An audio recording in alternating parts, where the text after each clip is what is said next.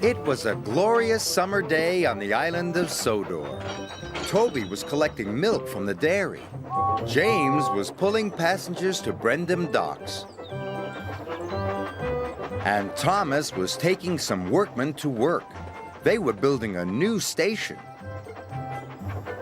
Every day, Thomas had to take the workmen there and bring them home again.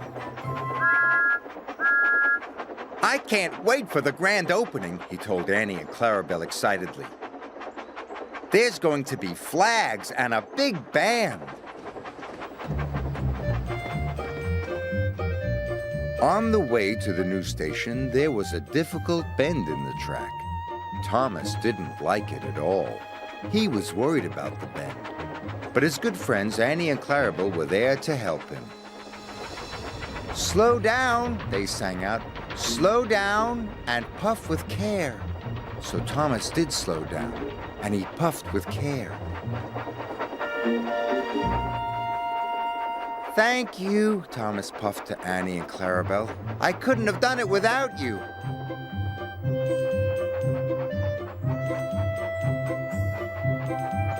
Thomas arrived safely at the station.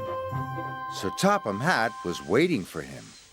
"Today, Annie and Clarabelle are to go for their refit," he told Thomas. "You must take them to the workshop straight away." "But how will I take the workmen home?" asked Thomas. "You can use ordinary coaches instead," said Sir Topham Hatt. "Yes, sir," said Thomas, and he puffed away to the workshop.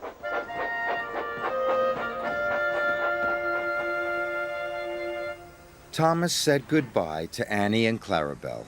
He was sad. "I don't know how I'll manage the difficult bend without you," he told his friends. The next day, Thomas puffed to the coach yard. He was still thinking about the difficult bend. Thomas went too fast and gave the coaches a mighty biff. The coaches rolled along the line and bumped into James. "Watch what you're doing!" James snorted. "Sorry," Thomas puffed. Thomas was missing Annie and Clarabelle.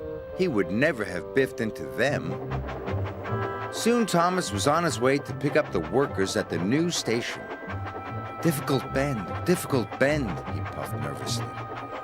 The difficult bend came nearer and nearer. Thomas was supposed to slow down, but he wanted to get past the bend quickly. So Thomas went faster and faster. The coaches rattled and shook. Soon be over, Thomas said to himself. And soon it was.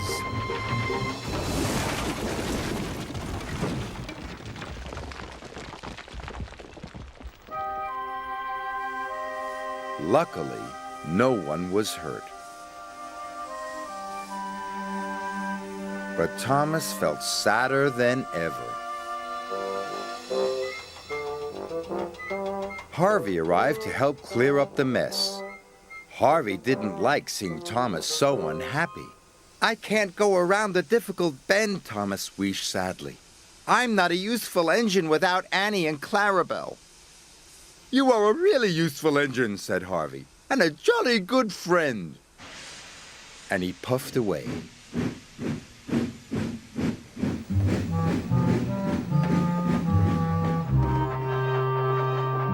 Thomas trundled slowly back to Tidmouth Sheds. He was very sad. He wanted to be back with Annie and Clarabelle. Suddenly, Thomas saw a line of troublesome trucks rushing towards him. They had come uncoupled from Edward. "Cinders and ashes!" cried Thomas. "The troublesome trucks are heading for the new station, and they're going too fast. I must warn the station master." So he raced after them. The troublesome trucks clattered along the track. Thomas was determined to save the new station, so he dashed after the runaway trucks. Thomas went faster and faster. He raced past the troublesome trucks, but he was nearly at the difficult bend.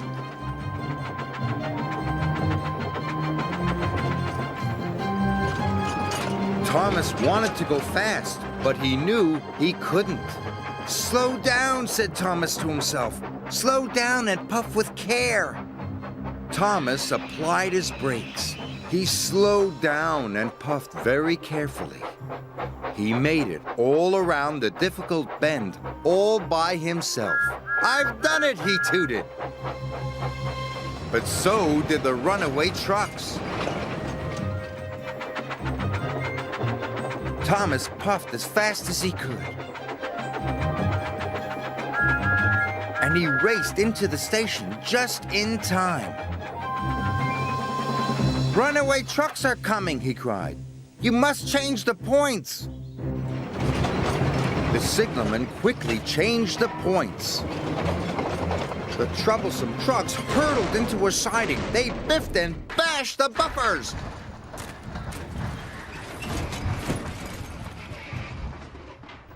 But the station was safe. The next day, Thomas was back with Annie and Clarabelle. They were going to the grand opening of the new station. They chuffed along happily together. And when they came to the difficult bend, Thomas slowed down and puffed with care. The difficult bend wasn't difficult anymore. The grand opening was a great success, and the new station looked wonderful. Sir Topham Hatt came to see Thomas. "You have saved my new station," he said. "You are a very brave and useful engine." "Thank you, sir," said Thomas. He was so proud it made his firebox glow.